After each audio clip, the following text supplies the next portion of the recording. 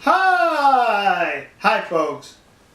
Between the nation of South Korea and Japan, there's an issue that's an irritant to both countries, and it's the comfort women issue, where the Koreans are claiming that during and before the Second World War, the Japanese forced over 200,000 Korean women into prostitution, making them sexual slaves, calling them comfort women. And the Japanese are saying that is incorrect. These women were recruited and they volunteered to serve in these comfort woman houses for the Japanese Imperial Army. So the issue goes back and forth. Recently there's been some documentation on the internet which was reported to have been a report issued by the United States Army in 1944. The war was still going on in 1944, where the United States Army, interviewed some of these comfort women, and it was determined that these comfort women were not forced by the Japanese, but were recruited. Well, looking at the document and the different versions, one can question the legitimacy of that document. That's what I did, kids. I questioned it. So I contacted the National Archives outside of Washington, D.C. I made a telephone call. They advised me to send correspondence. I did. Well, yesterday they replied with this envelope. And in this envelope was the very report that appears on the internet. They authenticated the report, saying that this is an authentic report written in 1944 by the United States Army after they captured comfort women in the Philippines. You notice how I use the word captured and not rescued? Because they were captured.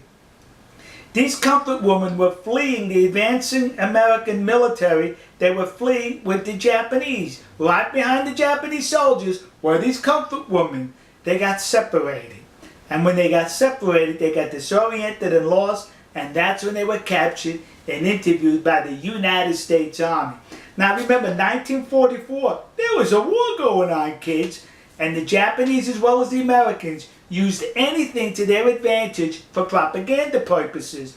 So now the Americans captured these comfort women, these prostitutes who worked in concubines for the Japanese army, and it would have been easy for the American army to say, they were forced into prostitution. You see how nasty the Japanese are? But no, they could not say that because it would have been a lie. So the American army in this report reported the truth that these women volunteered, they were recruited, and the Japanese army did not terrorize the Korean peninsula by extracting 200,000 women at force. If there was 200,000 comfort women, they were recruited and they were well paid for their services. But what's interesting about this report is, it mentions in this report that these women were not pretty by Japanese or Caucasian standards. They weren't pretty. In other words, the United States Army is saying these women were ugly.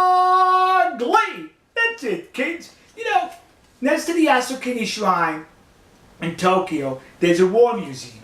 And when you go through the museum, it takes you all the way through Japan's military history, I think from pre-samurai, samurai, Edo, up into World War II. But you know what I did not notice as far as military equipment that I'm sure the Japanese Imperial Army was issued? Was these. How come they didn't issue? They should have issued them 2 of these. Yeah, because I bet those women were so ugly they were 2 bags. One bag you put over the comfort woman, and one bag over the Japanese soldier. So in case the comfort woman's bag fell off, you still had your bag on your head. So am I making light of the situation? Yes. Because it's disgusting that people are exploiting the situation for their advantage. This report goes on to mention that the women enjoyed a whole lot of money to where they were able to buy clothes, cosmetics, and other stuff.